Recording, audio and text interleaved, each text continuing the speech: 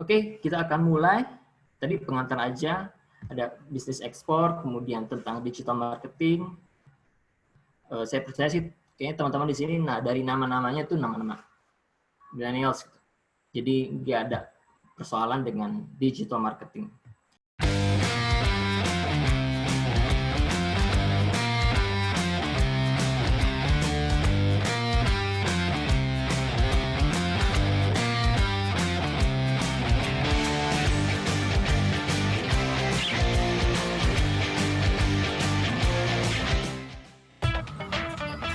Hai kakak-kakak semua, jangan lupa untuk subscribe channel Big Indonesia Official. Subscribe itu gratis kok, dan dukung selalu channel yang bermanfaat ini. Klik like, share, supaya pahala teman-teman banyak. Stay tune terus guys. Oke, kita mulai ya.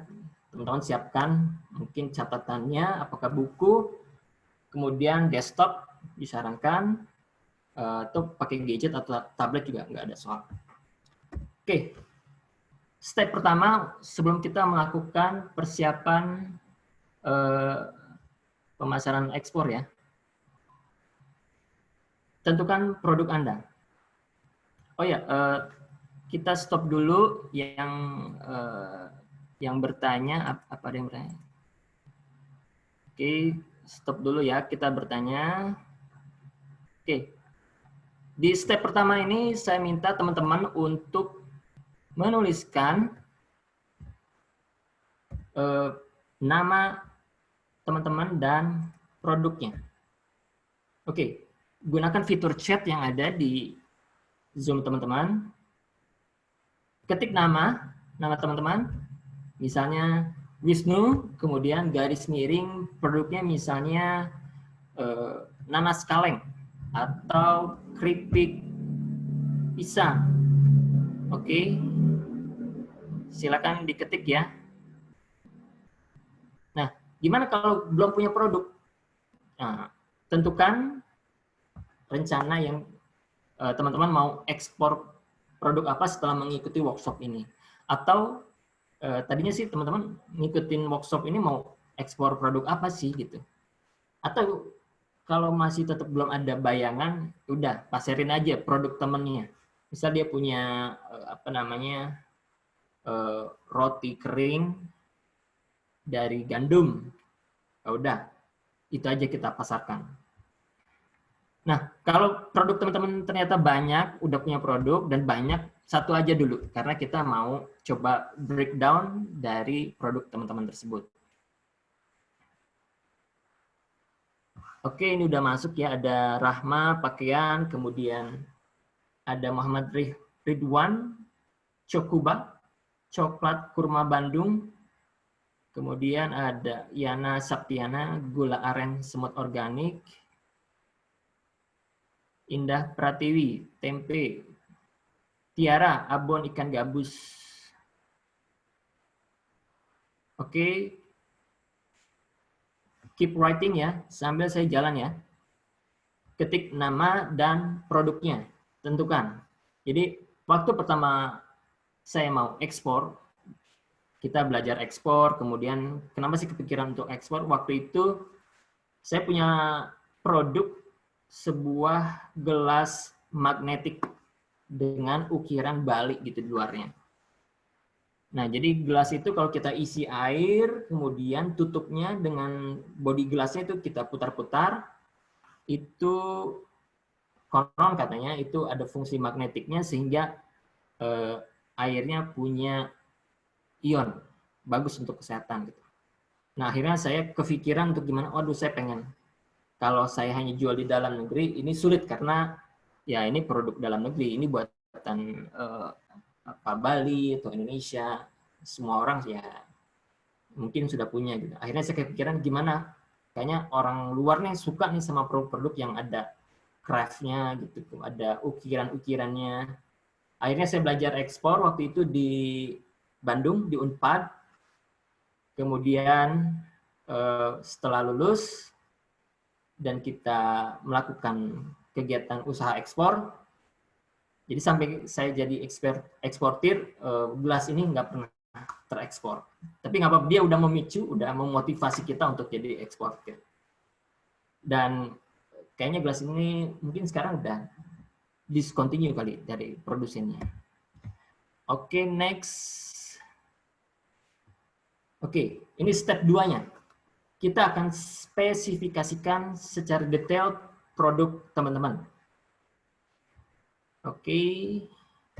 Yang pertama adalah berat bersih produknya. Misalnya tadi tempe.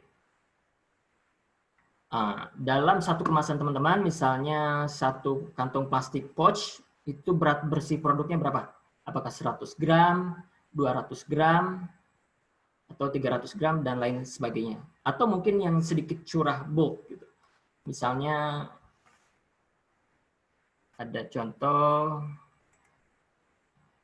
porang misalnya. Porang, ini kan produk agrobisnis, mungkin dia setelah dibersihkan, dikemasnya mungkin masih pakai karung plastik atau karung rami, beratnya satu karung mungkin 25 kilo atau 40 kilo.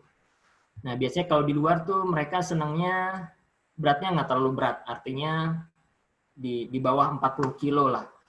Karena yang kulinya kuat-kuat tuh kulinya orang Indonesia. Dia bisa ngangkat sampai 80 kilo, sampai 100 kilo dia bisa kuat. Tapi di luar negeri nggak mau mereka ngangkat. Seberat itu nggak mau. Maksimal tuh 40 kilo. Itu pun kadang mereka maunya pakai forklift gitu. Oke, nah kemudian bakso ikan tenggiri, ya kemasannya apa, hitung berat bersihnya. Kalau baju gimana baju? Baju tetap ada berat bersihnya, tapi nanti kemungkinan akan dihitung secara volumenya karena dia ringan ya. Oke. Nah, kemudian hitung berat kotornya. Misal tadi baju karena dia ringan, tentu dia akan dimasukkan ke kemasan pengemasnya. Apakah dalam karung, box, curah, atau dalam karton yang lebih eksklusifnya. Misalnya satu karton isi 50 piece atau 60 piece atau 100 atau selusin biasanya kalau baju kan. Nah, ini jenis kemasannya apa? Apakah pakai karton box, apakah pakai karung gunny bags plastik atau gunny bags dari rami. Nah, teman-teman tentukan dulu ini.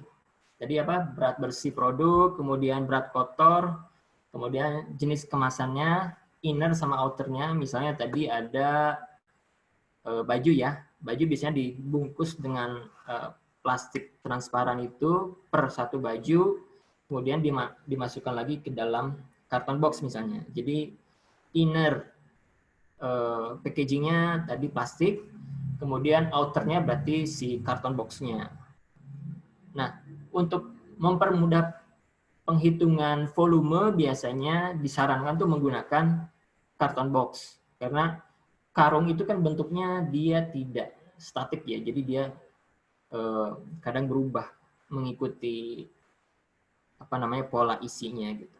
Jadi yang paling bagus tuh kemasan outer itu menggunakan kardus karton supaya volumenya tetap gitu dan kita bisa hitung. Dan kalau karung karena dia bentuknya hampir tabung yang tidak sempurna, dia banyak space yang terbuang di situ ya, nggak kehitung gitu. Jadi banyak kita kira-kira. Nah kemudian informasi lainnya, misalnya di dalam karton di outernya ada labeling misalnya fragile item atau tumpukan maksimal misalnya 5 kardus gitu, pecah belah atau lainnya. Oke, kita ambil contoh. Ini produk dari Bogor. Kentang balado merek Osha. Kita umpamakan saja dia satu karton box itu isinya misalnya 20 pack ini kan.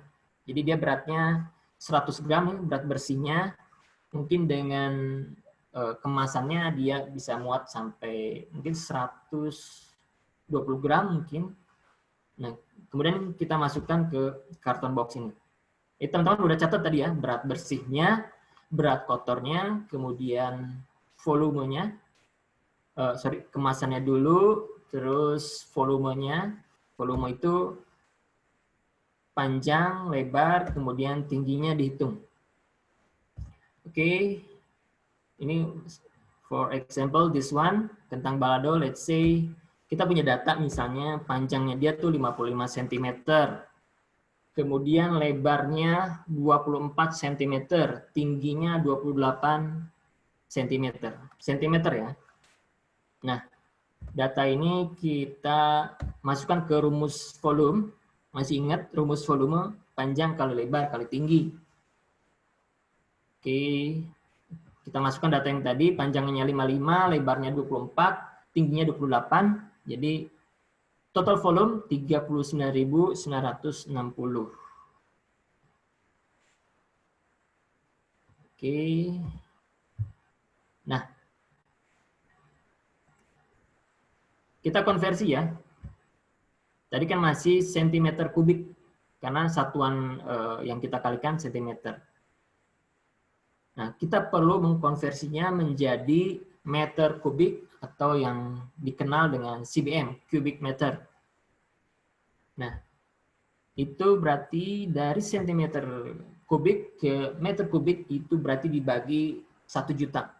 Karena kalau teman-teman ingat tangga satuan itu dari sentimeter, desimeter ke meter itu kan ada 1. Tapi kalau yang volume itu sentimeter kubik ke desimeter kubik itu 1000 selisihnya. Kemudian ke meter berarti dikali 1000 lagi, berarti 1 juta. Nah, ini hasil konversi kita ya. Hasil konversi dari volume yang kemasan tadi. Oke, teman-teman sambil ngitung ya. Kalau kesulitan misalnya, ngitung dari sentimeter kubik konversi ke meter kubik, itu bisa pakai Google. Teman-teman tinggal Google aja, ketik pakai keyword convert atau konversi CM3 to M3. Jadi sentimeter kubik to kubik meter kubik.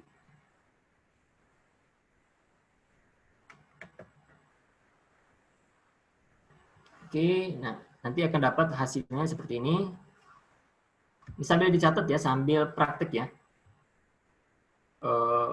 Berapa? Teman-teman tadi udah punya panjang lebar dari kemasannya.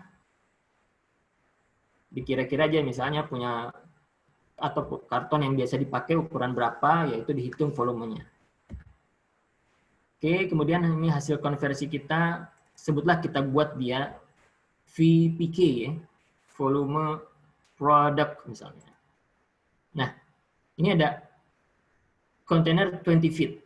Itu dia volumenya 33,2 meter kubik. Nah, kalau yang 40 feet, dia volumenya 67,74 meter kubik. Nah, kita sebut volume kontainer ini VCN. Nah, dari mana data ini? Ini banyak kok di internet. Teman-teman bisa search, misalnya C container specification. Nah, ini. Jadi untuk dry cargo yang sering kita pakai untuk produk-produk general, teman-teman bisa lihat di sini ada untuk tipe 20 feet itu berat netnya, berat kalau diisi ya, netnya itu maksimal 21 ton. Kemudian kalau 40 feet 26 ton. Nah, pertanyaannya, boleh nggak sih kita isi lebih dari muatan maksimal ini? Sebetulnya boleh, tapi biasanya kena semacam denda atau ada biaya tambahan biasanya. Ya, beberapa ratus dolar sampai beberapa ribu dolar. Nah, kemudian untuk volumenya itu, ini interior measurement ya, jadi bukan volume total si kontainernya, bukan volume total ini ya, kotak ini dari luar, tapi dia dalamnya, interior measurement. Jadi dia bisa muat sampai 33 meter kubik. Oke. Jadi dari sana ya datanya, teman-teman nanti bisa search di Google C container specification. Nah, ini di bawah ada refrigerated containers, itu kalau produk teman-teman itu produk-produk segar kayak hasil ikan laut, kemudian buah-buahan, biasanya membutuhkan refrigerated containers karena dia harus mempertahankan suhunya misalnya 8 derajat Celcius atau bahkan sampai minus pun bisa. Nah, sebagai contoh misalnya buah itu kalau kita kirim pakai kontainer ini itu di dalamnya itu sangat panas banget. Panas banget dan itu bisa menyebabkan buahnya mateng, busuk atau meleleh dan lain-lain, macam-macam. Tergantung bagaimana kita harus memperlakukan produk milik kita. Oke, balik lagi. Kita udah punya datanya tadi, kontainer 20 feet dan kontainer 40 feet. Oke, ini rumusnya sederhana sih, hanya dibagi aja. Berarti volumenya si kontainer itu dibagi volumenya si produk. Nah, kita lihat untuk 20 feet, dia kapasitasnya berarti bisa muat 830 karton. Ini kita genapkan ya, dan baiknya digenapkan ke bawah. Karena 0,8 nggak bisa. Walaupun ini besar, misalnya 8, nggak bisa kita genapkan ke 831, tapi kita genapkan ke bawah. Oke, ini Daniel udah masuk nih kayaknya. Oke, ini kita udah dapat ini ya. Nah, untuk 40 feet berarti bisa muat berapa nih? 1.695 karton. Oke, kita lihat berarti, nah, berapa sih berat produk si kentang balado ini dalam satu kontainer?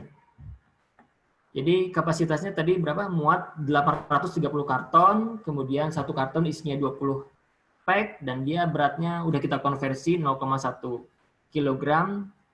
Jadi totalnya ada 1.660 kg. Jadi hanya sekitar 1,6 ton. Sangat ringan sekali. Dan biasanya produk yang udah dikemas, punya merek, ready to eat, itu ya nggak main weight, tapi dia main volume. Jadi teman-teman jualannya lihat, satu kontainer harus menjual 16.600 pack. Nah, jangan lupa, ini juga teman-teman harus perhitungkan dengan kemampuan produksi teman-teman. Misalnya sekarang skala produksi masih rumahan, apakah sanggup memproduksi 16.000 pack dalam misalnya 1 bulan? Atau lebih cepat lagi, 1 minggu, apakah bisa? Jadi inilah kenapa kita belajar ini, supaya jangan asal nyebut ke calon buyer kita di luar negeri. Yang kita udah 30 hari, ternyata setiap hari kita kapasitas produksi hanya 100 piece. 100 piece dikali 30, sebulan hanya 3.000 piece gitu kan. Jadi perlu waktu berapa untuk memenuhi 16.000 kalau sebulannya hanya 3.000 gitu. Nah, teman-teman harus memperhitungkan ini. Nah, walaupun misalnya nanti dapat order, kemudian teman-teman bisa menambah kapasitasnya, apakah menambah orang, mesin, dan lain-lainnya. Jangan lupa di dalam perhitungan ditambahkan misalnya 10 hari atau seminggu dari yang kita janjikan. Karena bisa jadi nanti ada hal-hal trouble waktu kita produksi, kemudian itu menyebabkan terlambat dan mereka kecewa. Nanti malah lari bayar kita. Oke, udah dapat semuanya teman-teman? Spesifikasi detail produk teman-teman? Panjang kali lebar kali tingginya, volumenya udah dapat. Oke.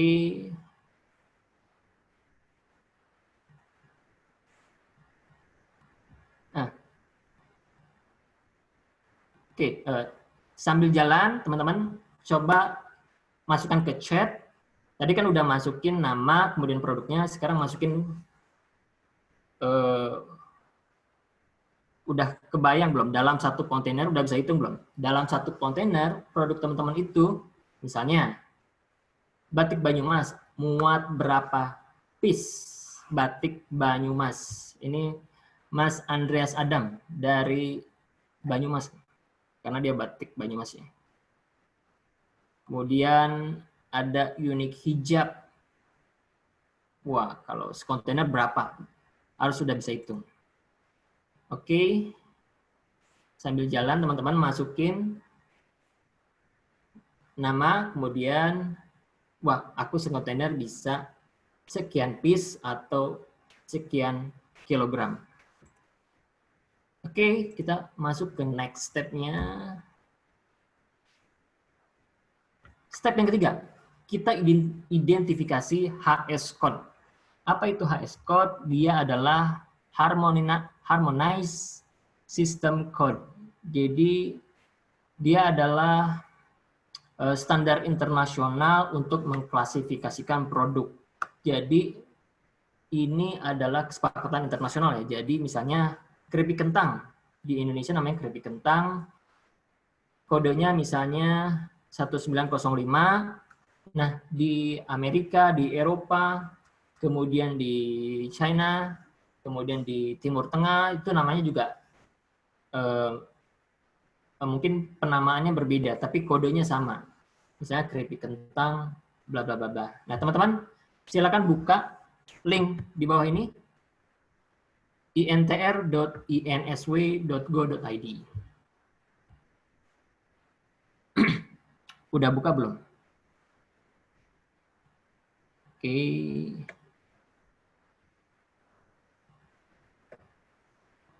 Kita coba buka sama-sama ya. Wait, sebentar. Kita ke INSW.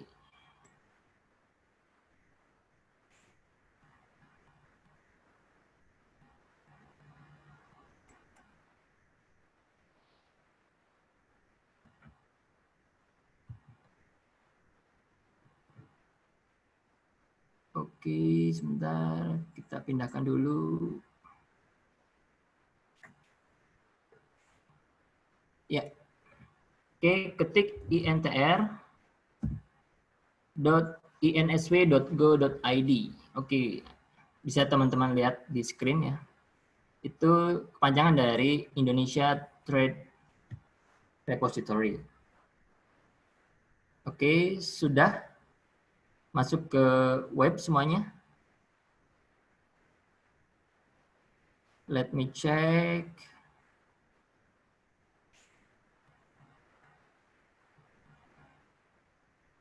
Oke. Sudah masuk ke website, teman-teman bisa ngikutin ya. Kita agak cepat sedikit, nggak apa-apa. Ini udah 8.30 nih. Oke. Mungkin ada yang berkenan chat. Oke, aku sudah masuk gitu. Kalau oke, ini aku kasih lihat gimana cara pakai produk ini. Oke, sip. Sudah masuk, Pak, dari Saifuddin Zuhri. Oke. Oke, di web ini kita klik Indonesia NTR ya. Ini ada sub HS information code. Nah, kita kan di sini mau cari kode HS untuk produk kita berapa sih, gitu kan.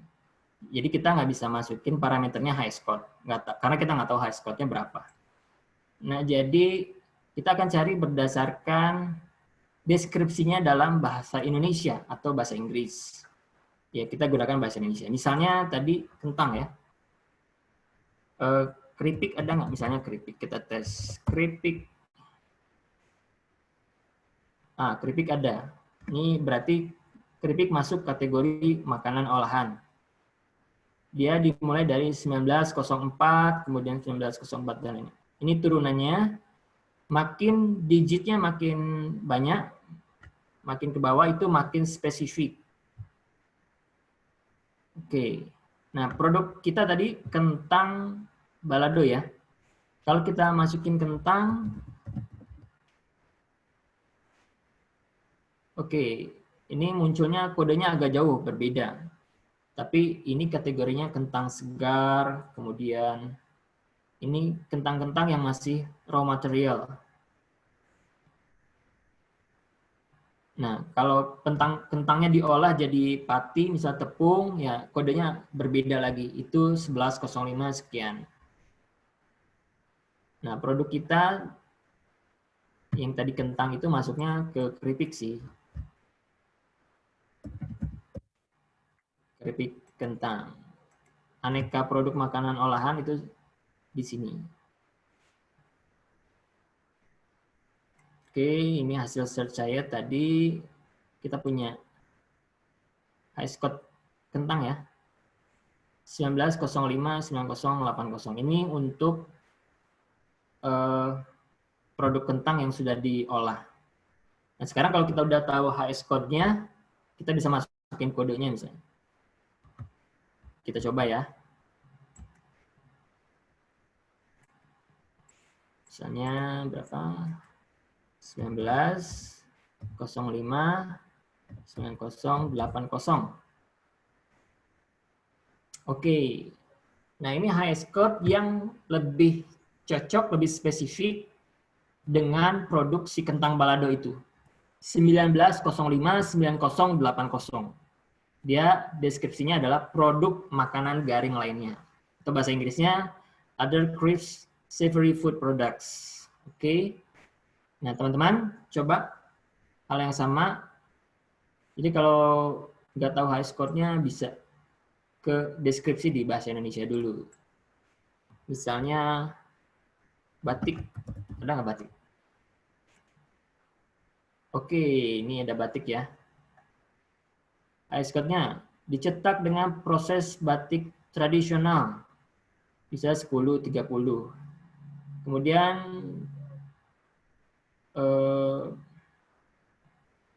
ya ini ada pilihan ini. Ini kan cukup banyak nih. Teman-teman bisa pilih yang paling atas saja. Artinya prosesnya tidak bertambah. Ini biasanya prosesnya ada proses tambahan. Coba kita klik satu ya.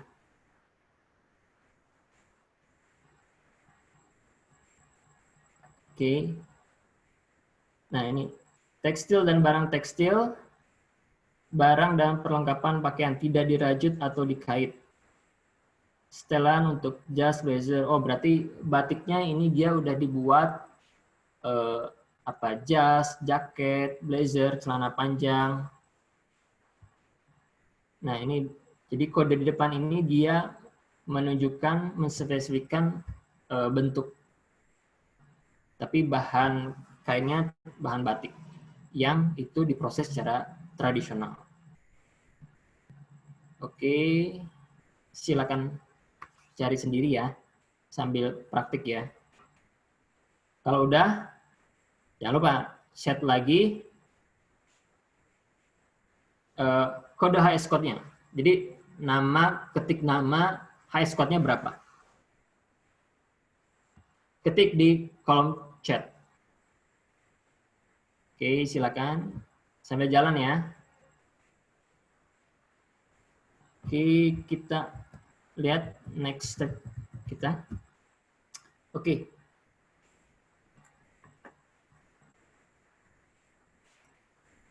Ada yang udah ketemu HS code-nya? Boleh diketik. Boleh diketik HS code-nya kalau udah ketemu. Dari INTR. Oke, sambil jalan, kita masuk ke step yang keempat ya. Teman-teman memahami termin pengiriman, Incoterms. Jadi ini adalah kesepakatan internasional, jadi menyamakan persepsi pembeli dan penjual di dalam negeri dan di luar negeri, di seluruh dunia, tentang hak dan kewajiban dari masing-masing pihak. Nah, dibuatlah sebuah kesepakatan bersama, itu yang bikin itu ICC, International Chamber of Commerce, di setiap negara bergabung di dunia. Kemudian mereka membuat istilah yang dipahami oleh seluruh dunia. Nah, teman-teman fokus ke 4 ini aja, yang lebih umum dipakai dalam perdagangan ekspor ya. Yang pertama adalah XW, EXW, EXW, atau istilah untuk Ex-Works, kemudian FOB, mungkin sering dengar FOB, kemudian ada CNF dan CIF. CNF itu Cost and Freight, CIF ada tambahan insurannya, Cost, Insurance, and freight. Nah, sebetulnya Incoterms-nya banyak. Ini ya, Incoterms 2020 ya. Ada EXW, FCA, Free Carrier, Alongside, kemudian CPTs ya. Banyak banget. Nanti malah pusing, lebih baik kita fokus ke 4 yang tadi aja ada apa? EXW, XWORX, kemudian FOB, CFR, dan CIF. Ini yang sering dipakai oleh kebanyakan eksportir dan importir. Oke. XWORX itu apa sih? Itu artinya teman-teman jual barang teman-teman itu di tempat teman-teman, di pabriknya atau di gudangnya, di gudang seller. Jadi si buyer dia bayar lunas di sana, dan urusan ngirim barang itu ke pelabuhan itu urusan si pembeli, urusan si buyernya. Jadi dia nyewa truk sendiri, kemudian dia naikkan ke atas kapal sendiri, semuanya atas biaya dia. Dan ini enak banget karena kita nggak ada risiko ngirim barang. Karena dari gudang kita ke pelabuhan itu harus pakai tracking dan itu ada risiko. Misalnya risikonya truknya bannya bocor, kemudian dan lain-lain, atau tumpah muatannya, dan lain itu risiko. Nah, risiko itu akan menjadi tanggungan kita kalau kita yang mengantarkannya sampai ke pelabuhan.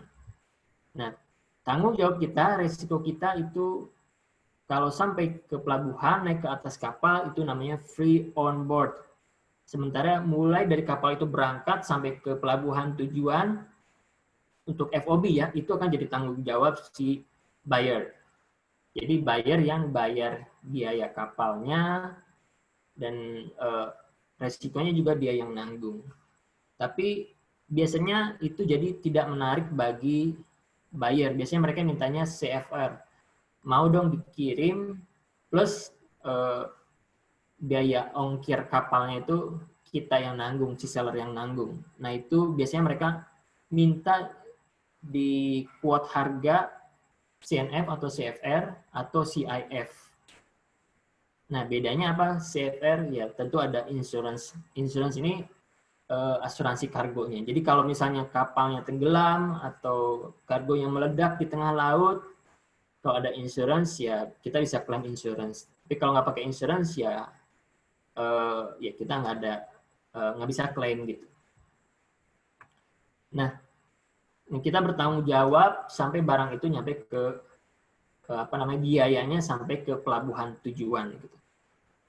Tapi resikonya ditanggung oleh si importir, si buyer. Jadi lihat nih, ini kan seller cost yang warna orange ini, itu cost-nya tetap kita yang nanggung, tapi transfer of risk, risikonya sudah diberikan ke mereka. Nah, saya untuk XWORX, kita pernah XWORX, kemudian FOB juga pernah, CFR pernah, CIF pernah, dan saya ambil resiko bahkan sampai DDP saya pernah. Jadi waktu ke Thailand kemarin kita DDP. Jadi delivery duty paid. Jadi di pelabuhan tujuan nih di Bangkok, saya yang merilis kargo itu sendiri. Jadi saya antar sampai ke gudang si pembeli. Harganya tentu akan berbeda. Jadi waktu itu, counterpart kita di sana dia nggak mau pusing dengan urusan bea cukai dan lain-lain. Pokoknya ada barang di Bangkok, dia mau bayar cash. Jadi fotonya ada yang tadi di awal ya. Oke, itu tadi untuk Incoterms ya, termin pengiriman. Nah untuk pembayaran, teman-teman cukup mengenal LC, DP, DA, sama CAD.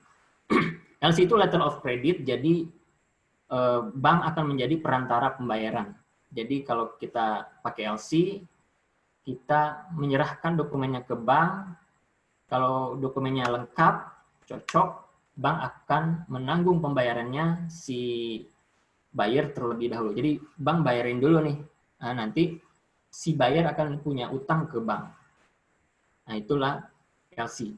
Nah, DP itu seperti LC, tapi bank tidak menanggung pembayaran si buyer. Dia hanya jadi perantara untuk collection document aja. Nah, DA itu jarang dipakai karena kurang menarik bagi eksportir. Jadi dia begitu dokumen masuk, kita dikasih WSOL dan jarang dipakai. Kemudian ada juga case against document. Itu artinya kita tidak menggunakan perantaraan bank, jadi kita hanya menunjukkan biasanya copy BL aja, ngasih tahu bahwa barangnya udah dikirim, ini aku kirim kopinya di foto atau screenshot atau apa. Nanti dia cek, oh, oke benar barangnya udah dikirim, baru dia akan transfer uangnya langsung tanpa menggunakan perantaraan bank. Nah, dokumen pun nanti akan dikirimkan langsung ke bank. Oke, ada yang raise hand. Slide-nya belum berubah katanya.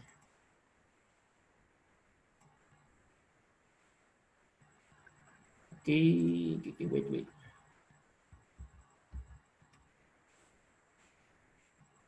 Oke, udah berubah. Di screen harusnya muncul more secure dan least secure. Nah, jadi untuk pembayaran yang paling aman bagi eksportir, teman-teman bisa lihat ya, yang paling aman bagi eksportir adalah cash in advance. Jadi tunai di depan. Sebelum barang dikirim udah tunai gitu. Nah, nanti bagi importir, tapi itu jadi yang paling beresiko bagi dia. Nah, begitupun sebaliknya. Bagi importir cash in advance itu paling beresiko karena mereka jaminannya apa sih si eksportir akan mengirimkan barangnya. Nah, biasanya cash in advance ini biasanya kalau udah saling percaya baru menggunakan fitur pembayaran ini. Tapi kalau kita cari titik temu di awal, ya sama-sama menyampaikan resikonya, apa jaminan kamu, apa jaminan penjual, apa jaminan pembeli.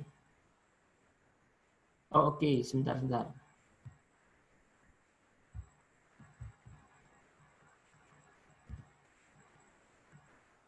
Oke, tampilan katanya masih di sebentar. Oke, sorry.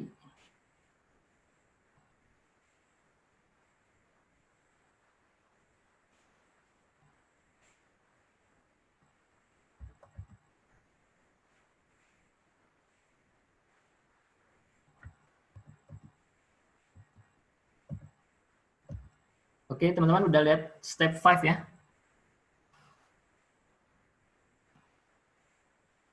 Udah lihat step 5? Oke, sip. Ada LCDP, DA, udah saya jelasin tadi ya. Oke, sekarang kita masuk step 6. Oh ya, kalau ada pertanyaan mungkin kelewat, karena kita harus, ini Daniel udah masuk, sebentar lagi dia sesinya dia nih. Kita udah masuk sesinya dia harusnya. Nah, kemudian step yang 6 ke 6, ya siapin lah. Teman-teman harus punya profil perusahaan dan legalitas. Ya, nama, logo, kalau nggak sempet atau mungkin belum ada budget untuk bikin perusahaan, tapi harusnya udah menganggarkan sih kalau mau ekspor tuh baiknya itu punya perusahaan. Minimal CV lah, atau sebenarnya koperasi juga bisa, tapi dia kan rame-rame. Nah, siapkan ini nih, perangkatnya, corporate identity. Ada nama, logo, kop surat, kartu nama, katalog, brosur, price list. Kita ambil contoh ini. Ya, ini corporate identity perusahaan kita, jagoan ekspor. Ada nama, jabatan, nomor HP, email penting, web juga penting. Kemudian foto-foto produk. Nah, nanti kita gunakan misalnya di kop surat. Contohnya seperti ini, kita buat surat penawaran produk, nah, spesifikasinya udah lengkap.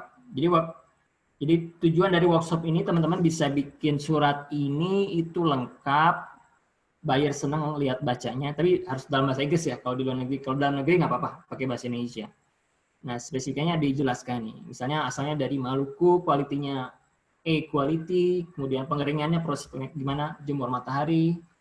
Nah, kalau bahasa Inggris ya teman-teman konversi sendiri. Oke. Nah, ini cukup penting, menghitung cepat harga ekspor. Step yang ketujuh. Oke, kita punya produk tadi apa? Potato chips, merek OSA, itu CNF Dubai 12,6 US dollar per karton. Nah, ini potato chips itu nama produknya, CNF, termin pengirimannya, kemudian pelabuhan tujuannya Dubai, kemudian harga satuannya ini ya, 12,6 US dollar per karton. Nah, gimana dapat rincian harga ini? Nah, kita sama-sama berhitung. Sambil teman-teman coret-coret ya, punya produk teman-teman, harga berapanya, HPP-nya berapa, kemudian nanti kita sama-sama breakdown.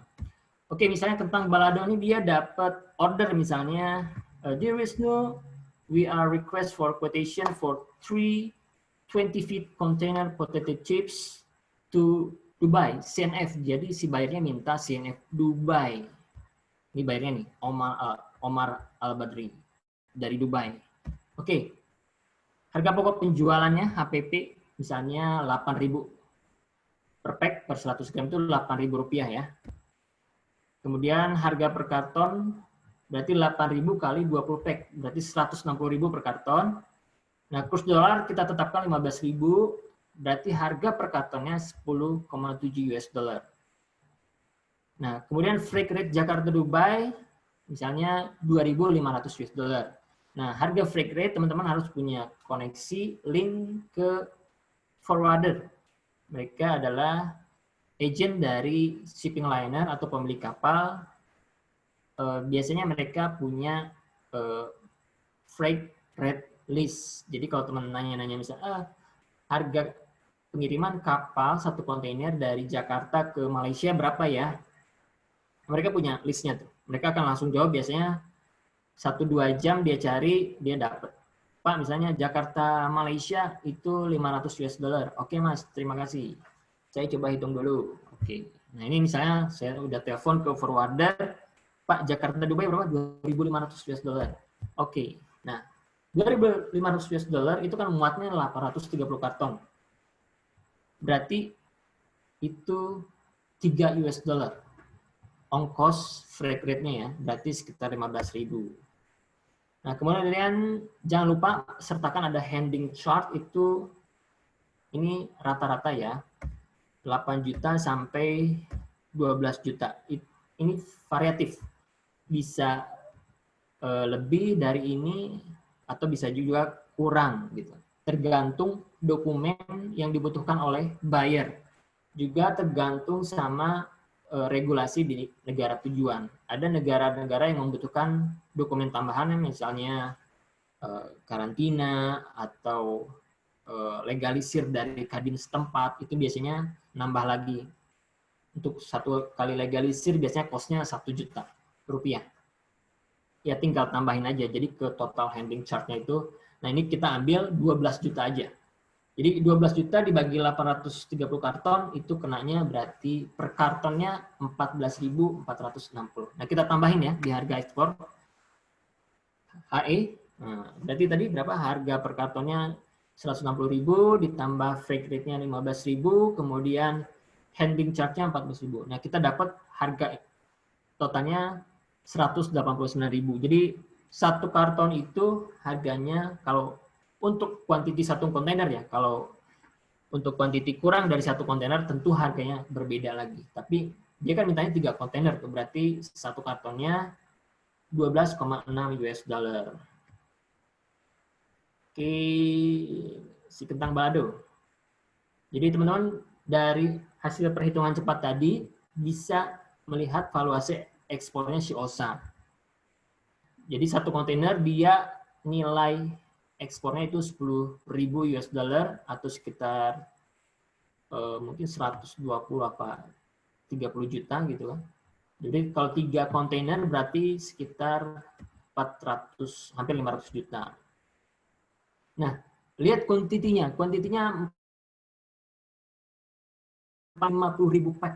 Nah, sanggup nggak teman-teman memproduksi sebanyak ini kalau tiba-tiba ada yang pesan 3 kontainer dan lain-lain.